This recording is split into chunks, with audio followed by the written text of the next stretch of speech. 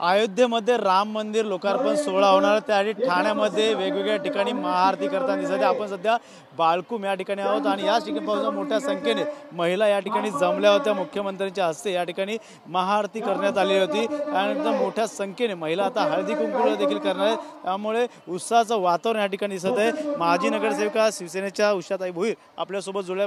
काय सांगाल ताई, या ठिकाणी मोठा उत्साह या ठिकाणी पाहायला मिळाला, महाआरती देखील पाहण्यात आलेली आहे, कसं बघता याकडे?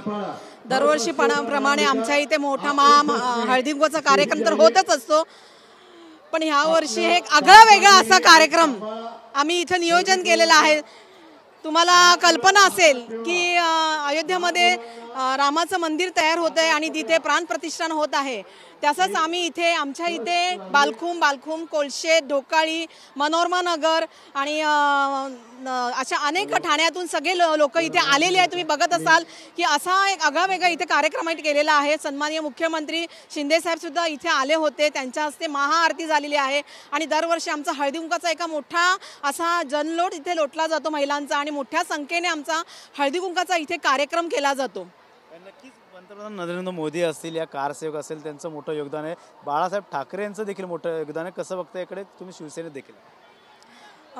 तसं पाहता तर त्यांनी सुद्धा आश्वासन दिले होते पण त्यांची पूर्तता त्यांनी केली नाही। पण आज मी मोदी सरकारचं मी खरंच धन्यवाद मानते की त्यांनी जे आश्वासन दिले त्याची त्यांनी पूर्तता केली आहे। त्यांनी जो शब्द दिला होता त्यांनी पाळलेला आहे। सन्माननीय मुख्यमंत्री असतील ह्यांनी सुद्धा पाठपुरावा केलेला आहे आणि मी मनापासून त्यांचे धन्यवाद मानते की जे अख्ख्या भारताला जे आवश्यकता होती ते त्यांनी मनापासून त्यांनी दिलेलं आहे की रामाचं जे मंदिर आपल्या भारतामध्ये होते ह्याचा अभिमान फार आहे आम्हाला। मुख्यमंत्र्यांच्या हस्ते आरती झाली, त्यांनी देखील सांगितलं की एकदा महिलांना अयोध्या दाखवा असं देखील एक सांगितलं, कशा प्रकारे? हो नक्कीच नेलं जाईल सगळ्या महिलांना, कारण महिला इतक्या खुश झालेल्या आहेत। साहेबांनी सांगितलं की सगळ्या महिलांना अयोध्या जेव्हा मंदिर तयार होईल त्यावेळेस तुम्ही सगळ्या महिलांना आपल्या अयोध्येला घेऊन जा आणि मंदिर दाखवा, तर नक्कीच त्यांची इच्छा आहे आणि महिलासुद्धा सगळ्या खुश झालेल्या आहेत।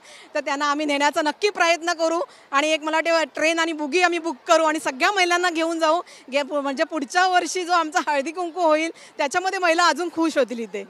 22 तारखेला कशा प्रकारे जल्लोष वातावरण असणार दिवाळी? 22 तारखेला तर आम्ही सगळ्या महिलांना सांगितले पूर्ण आपल्या दरवाजापासून तर पूर्ण गावापर्यंत रांगोळ्या काढायच्या आहेत, आपल्या इथे ज्या दिवे वगैरे लावायचे आहेत, कंदील लावायचे आहेत आणि असा जल्लोष करायचा आणि सगळ्या मंदिरामध्ये सगळ्यांच्या आरत्या होणार आहेत, गोडधोड होणार आहे। महिला इतक्या खुश झाल्या आहेत की आम्ही कधी असा सण साजरा केला नव्हता, दिवाळीनंतर हा दिवाळी आम्ही करणार आहोत, म्हणून महिला खूप खुश झाल्यात। आम्ही सगळ्या महिला पुन्हा एकत्र येऊन मोठी महाआरती करणार आहोत। प्रश्न मुख्यमंत्र्यांना तुम्ही सांगितलं की मैदान कमी पडलं महिलांसाठी, या भागात खास करून मैदान नाहीत, गार्डन आहेत, काय आश्वासन दिलं मुख्यमंत्री साहेबांनी तर सांगितलं तुम्हाला मैदान छोटा वाटते का, म्हणजे तुम्हीच बघा महिला इतक्या आल्या त्यांना जागा अपुरी पडलेली आहे। तर मला वाटते आता येणाऱ्या दुसरी आता जी संख्या वाढते आपल्या एरियामध्ये तर आम्हाला जो मोठा मैदान आहे तर तुम्ही तो द्याल अशी तुम्ही घाईती केलेली आहे आणि त्यांनी सांगितले त्याची मी पूर्तता नक्की करेन। तर मला अपेक्षा आहेच साहेबांकडनं का ते आमची ज्या या एरियामध्ये त्यांना माहिती आहे हा डेव्हलप झालेला आहे, इथे लोकसंख्या वाढलेली आहे आणि ते नक्कीच आमचं काम पूर्ण करतील आणि या लोकांना खुश करतील। आनंद उत्सव जो महिलांमध्ये दिसून येतो, हातात दिवे घेऊन या ठिकाणी महाआरती करण्यात आलेली आहे। 5 ते 7 हजार अशा महिला या ठिकाणी आल्या आहेत आणि त्यानंतर आता हळदी कुंकूचा देखील मान या ठिकाणी त्यांना मिळणार आहे, त्यामुळे नक्कीच मोठ्या उत्साहाचं वातावरण ठाण्यातील ढोकाळी बाळकूम परिसरामध्ये आपल्याला पाहायला मिळत आहे। त्यामुळे मनीषसह गणेश सोरा, TV9 मराठी, ठाणे।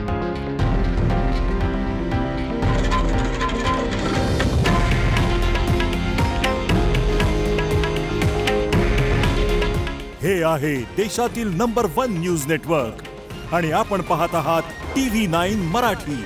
काळजी तुमची, हित महाराष्ट्राचं।